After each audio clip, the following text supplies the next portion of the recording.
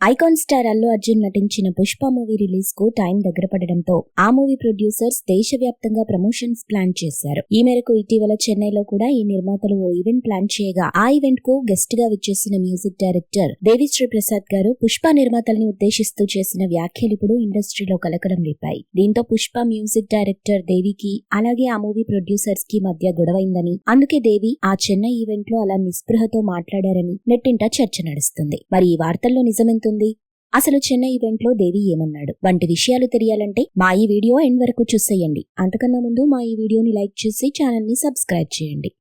సాధారణంగా ప్రతి cinema promotions event లో ఎంతో కూల్ అండ్ జాలీగా మాట్లాడే దేవి నిన్న కూడా తన స్పీచ్ ను అదే తరహాలో స్టార్ట్ చేశాడు. అయితే తన స్పీచ్ మధ్యలో మాత్రం మనకేం కావాలన్నా అడిగి తీసుకోవాలి, అడగకపోతే ఏది ఇవ్వరు అంటూ పదే పదే చెప్పుకొచ్చారు. అంతేకాదు, మనం అడగకపోతే ఎవరు పేమెంట్ ఇవ్వరు, అలాగే స్క్రీన్ మీద మన పేరు కూడా వెయ్యరు అని కూడా అనేశారు. ఇలా దేవి ఎప్పుడైతే వెటకారంగా ఈ మాటలు అన్నాడో అప్పుడు దేవి మాట్లాడేది పుష్ప BGM క్రెడిట్స్ గురించి అని అందరికీ అర్థమైంది. నిజానికి పుష్ప పార్ట్ 1 అయినా లేదా పార్ట్ 2 అయినా సినిమా మొదలైనప్పటి నుండి షూటింగ్ ఫినిష్ చేసే వరకు ప్రాణం పెట్టి పనిచేసిన వారిలో మ్యూజిక్ డైరెక్టర్ దేవిశ్రీ ప్రసాద్ గారు ఒకరు. అలాగే ఈ పుష్ప పార్ట్ 1 ఇంతలా సక్సెస్ కావడానికి గల అనేక కారణాలలో దేవి అందించిన అద్భుతమైన పాటలు కూడా ఓ కారణమని చెప్పొచ్చు. అంతేకాదు, ఒక రకంగా చెప్పాలంటే దేవి అంత అత్యద్భుతమైన పాటలు ఇవ్వబట్టి ఆ పాటలతో యూత్ రీల్స్ చేశారు. ఆ రీల్స్ చూసి క్రికెటర్స్ సైతం స్టేడియంలో డాన్స్ వేశారు. ఇలా ఇంటర్నేషనల్ క్రికెట్ ప్లేయర్స్ సైతం డాన్స్ చేయడంతో ఆ రోజు నార్త్ ఆడియన్స్ దృష్టి ఈ సినిమా మీద పడింది. ఇలా పుష్ప పార్ట్ 1 విజయంలో కీలక పాత్ర పోషించిన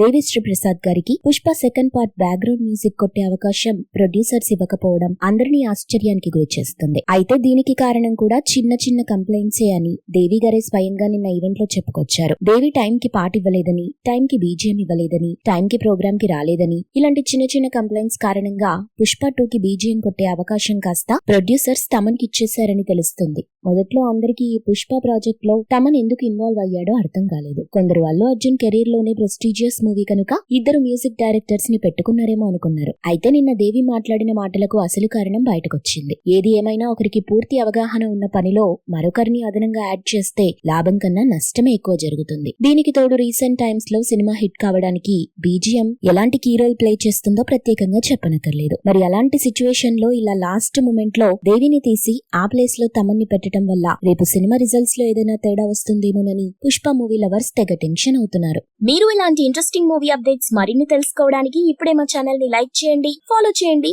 సబ్స్క్రైబ్ చేయండి.